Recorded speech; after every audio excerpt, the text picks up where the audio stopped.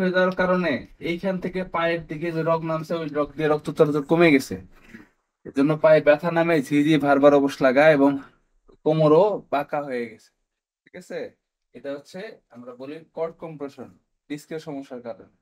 বুঝতে পারছেন? Ultimately রথটাকে block করছে।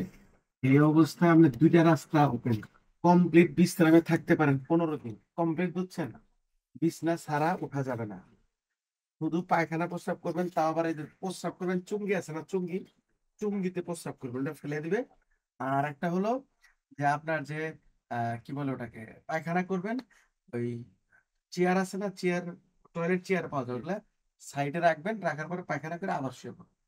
এরকম 15 দিন যদি আপনি করতে পারেন, তাহলে এখানে একটা প্রদাহ, বুঝেন কিনা, ইনফ্লামেশন বলে, ওটা যদি কমে আসে, তাহলে একটা সম্ভাবনা আছে আমরা যে কারেকশন করি, যে কারেকশন ফিজিওথেরাপি, যেটা এটা করলে ভালোর দিকে যাবেন, আদারওয়াইজ আপনি সার্জারি লাগতে পারেন।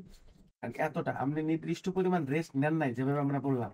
রেস্টের স্টেপ কয়টা? 4টা। প্রথমে হচ্ছে 3 থেকে 3.5 লিটার পানি। দ্বিতীয় হচ্ছে প্রস্রাব চুঙ্গিতে করা, যে প্রস্রাবটা কেউ ফেলে দিবে, তার কটা, দুইটা হলো। তৃতীয় হলো যে আপনার কি বলে ওই ইয়ের একদম বেডের পাশেই চেয়ার রাখা, পায়খানা করে শুয়ে পড়া। চতুর্থ হলো কিছু ওষুধপত্র যেগুলা আপনার প্রদাহ বা ইনফ্লামেশন কমাবে। এরকম 15 দিন পরে তারপর আপনাকে যেতে হবে কারেকশন। তুমি কি বুঝাইতে পারছি?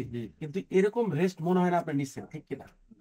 নিছেন? নেন নাই, যার ফলে দিন গেছে, খালি ডাক্তার চেঞ্জ করছেন আপনি, সময় যাচ্ছে আরো বেশি খারাপ হচ্ছে। এর বাইরে আমার যাওয়া ঠিক না। আর 4টা কারণে অপারেশন লাগে, হ্যাঁ, যারা পারে না। আপনি পারেন পছন্দ, পায়খানা ধরে রাখতে পারেন না, পারেন গোড়ালিতে ভরতে হাঁটতে পারে না, পারেন, পারেন।